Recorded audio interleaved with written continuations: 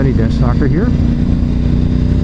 So if anybody has watched the Italian Grand Prix a little while ago, you saw the press was asking Valentino and Mark if they were going to, for better words, kiss and make up. Now, Mark apparently had done an interview for one of the TV networks where basically he said he'd like to, you know, start afresh with Valentino and, you know, all that sort of, you know, get along, sort of start new. And so they were asking Valentino, and Valentino was like, you know, he didn't think they need to make up. And you know, then later on they asked if they would shake hands, and Mark put his hand out and Valentino went, no, we don't need to shake. And there was a big kerfuffle about that. It's like, where people, you know, they sort of can't figure out why they can't put their previous issues behind them. Now, I'm not going to bother going into, you know, who did what to who kicked who, all that sort of stuff. That's water under the bridge. I'm not really all that interested in it. And if you don't know about it, you could, you know, you go find it out for yourself. But what seems most people are forgetting is that in racing, you don't necessarily have to like your competition. In fact, a lot of people actually are better at hating their competition.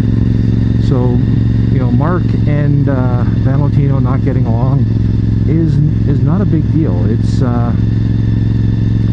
you know, it's just something that's actually been going on forever. You know, probably the most famous, if you follow MotoGP rivalry, was probably Kevin Schwantz and Wayne Rainey. They brought it from America. They were racing superbikes against each other, and they out and out hated each other.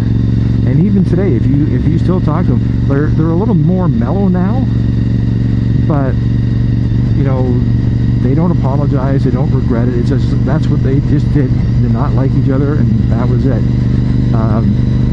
Harry Sheen and Kenny Roberts didn't get along. Kenny Roberts and Freddie Spencer didn't get along. Actually, Freddie was sort of like, was off by himself, so it was kind of a weird thing with him.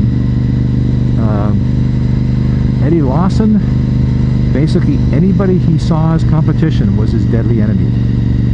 And that included Wayne Rainey, who he was a very good friend with when they were competing for the championship. Mick Doohan pretty much hated everybody because they were on his track. As far as he was concerned, they owned it.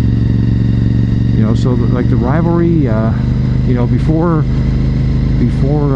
Valentino had his dust up with Marc Marquez, he messed around with Sete Gubernau, something fierce, because he saw him as his main competition.